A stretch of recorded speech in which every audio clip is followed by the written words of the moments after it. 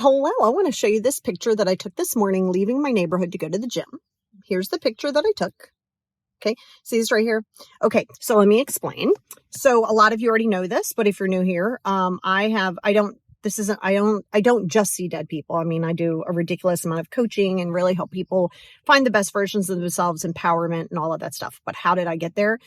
So back in the 70s, I'm 52. I was born in 71. Back in the 70s and 80s, seeing dead people was not on trend. There wasn't like, oh, let's make videos, let's make shows about it. No. It was you're demonic, you're evil, or borderline tying you down to exercise you. You're crazy, you're schizophrenic. Oh God. Oh, it was so fun. It was such a joy. And I like to say I'm one of the pioneers. I mean, there are way more pioneers for me, but pioneers for the younger generation who is now who they are accepted and they are able to do it and do so in feeling safe with it. And there's always going to be judgment because people judge things that they don't understand or if it doesn't align with them and blah, blah, blah, blah. But I did a picture this morning. So I have a guide that's with me, a Native American man. He's been my guide. I do a lot of shaman work. See my shaman tattoo? Do a lot of shaman work. And so I do a lot of big groups for talking to crossover people, but it always is going to have a level of like therapy coaching to it. It's always going to have that because at the end of the day, your grandmother could visit you, but you're still a mess in your life now. So you got to live your best life here.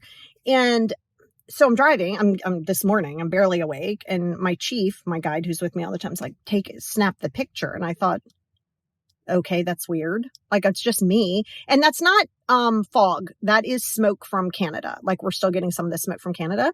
It's supposed to clear out some this week. But so I was like, oh, okay, I do what he says. I've learned because I used to go against him all the time, thinking I knew better because ego, 20s ego. And so I took the picture and I was just thought, oh, we're just taking the picture because of the smoke. I was going to be like, oh, I guess we're going to talk about the smoke. No, I was like, oh, and you can only see maybe 3 in that, but I see them like I see you as people, full-fledged, walking among us people, right?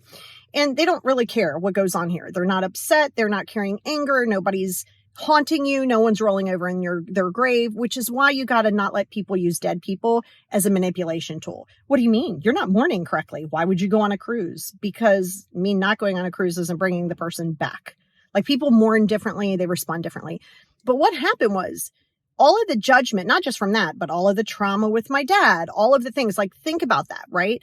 I went down that road of, okay, why me? Like, why is this all going on? Like, why did I get molested? Why did mom die? Why did I have a dysfunctional life? Why those things? Why am I seeing people? Why do I feel crazy? Why do I feel isolated? Like, I went through the victimization of it. I'm talking a lot about it in my next book.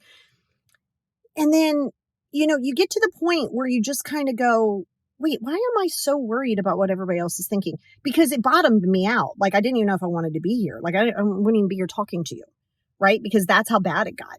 It got to the point where I was like, I don't even know what this is. Like, why is all this going on with me? And I was like, I need therapy or something. So that's when I talked to the little Filipino guy. And I say little because he was so little. And I used to call him LP, little physician is what I would call him, little LP. And we laughed, right? He was really short and I was little. So, and after a while he would call me little mess. He'd call me LM and I would call him LP. But it was really cute. And so he's also going to turn me on to Buddhism. But as we got into it, I started going through the levels of insecurities that I had. Well, why can't I have a mom that's healthy? Why couldn't I have a mom that lived longer? Why couldn't I have all that? Why, on top of everything else, am I seeing people that people aren't there? And I'm thinking, am I crazy? You start going through that. Like, well, maybe I am crazy. Maybe I really am schizophrenic. And I said that to him. I said, in many ways it'd be easier because then I would understand what was happening. And on top of all of that, I was raised Southern Baptist. I practice Buddhism now, have for 16 years, almost 17 years now. And it's not a religion. It's a way of life for me, but it was really difficult for me because everything was a judgment. I was judged as white trash. I was judged as the crazy person. I was judged as evil. So all of that judgment, it pretty much nullifies any type of self-esteem that you will ever have. So how do you get that back? Well, so I'm there talking to him and getting on some medication at the time since I'm well off of that now. That was years ago. I mean, I still take my Zoloft happily. But as we started doing that, and we didn't just do the cognitive stuff, which was the traditional things, great, definitely needed. We did some of that. We did DBT before it was known as DBT. But we went a lot deeper than that. And that's where the shadow work came into play. And as he helped me from a Buddhist perspective as well, as he helped me start to unbox everybody else's noise, the noise that lives in your brain, that like noise, right? As he helped me start to unbox that, I started going, wait, why do I think I'm wrong or possibly bad or evil or whatever the case may be? Why am I absorbing everybody else's stuff, right? So again, when I tell you healing is a lifelong process, it's a lifelong process. You're not just going to do 2 or 3 sessions with me or anybody else and then be like, great, got it, I'm good. Yeah, it's not going to happen, right? But you also have to be willing to be okay with not being understood. You also have to be willing to be the villain in somebody's story. You have to be willing because you're already the villain in somebody's story. No matter who's watching this, you are the villain in somebody's story. You're either not living life correctly, you're a bad parent, you're doing this. Maybe you see dead people too. Maybe you're crazy. Maybe you're it's a lot of different things are going to come out. Be okay with it because what I used to allow in my world to prevent me from living my life, okay, and living my true purpose, which I didn't even know that this was my purpose. I didn't even know what it was. How did I know that it was a purpose? And it's not going to be for everybody, and I'm okay with that. And when you stop trying to fit in everybody's boxes, you can start really embracing who you are. You always say, well, how do I do this self-love thing? Well, you're going to have to love all the parts of you. And you're going to have to take any part that was pain and turn that into power. My ADHD I use as a superpower. My OCD I use as a superpower. My anxiety I use as a superpower. The judgment that people are going to give me because I see dead people, I use as a superpower. And how did I get there?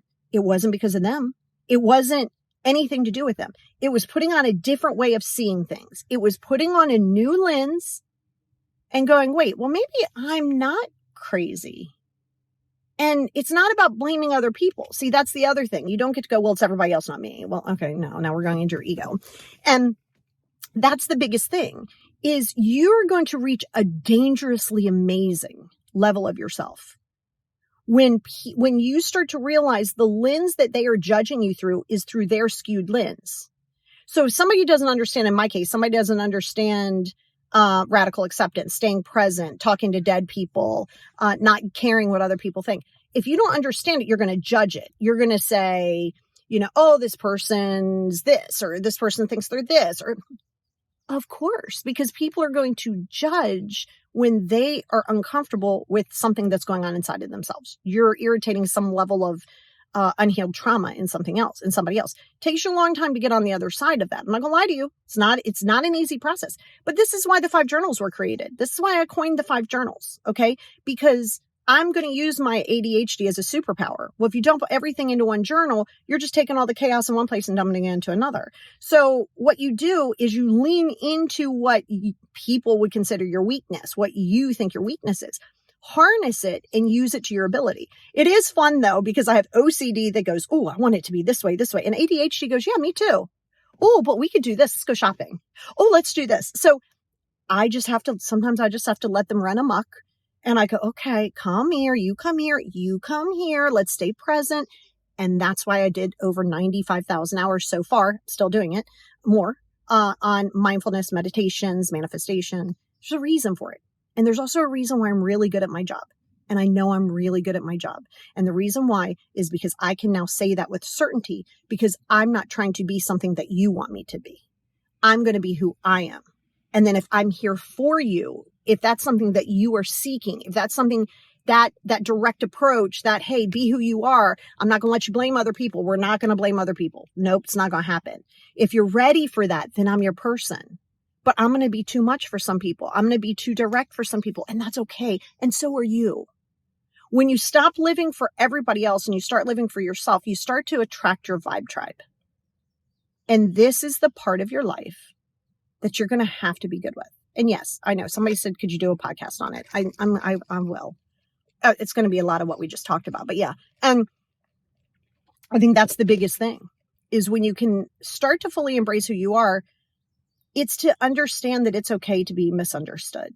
You don't have to prove yourself. I'm not going to prove myself because you need me to prove myself to you. It's not going to happen. I'm going to be me. And if that's not what you're looking for, you'll never see it anyway. Because there's going to be certain people who are never going to see you for who you are because they choose not to. There will always be a person who's going to see you for your past mistakes, your past traumas, your past. Let them. It's not your journey to walk. So with that being said, baby, go look in the mirror. Give yourself a smile. Embrace all of you, baby, because you are imperfectly perfect.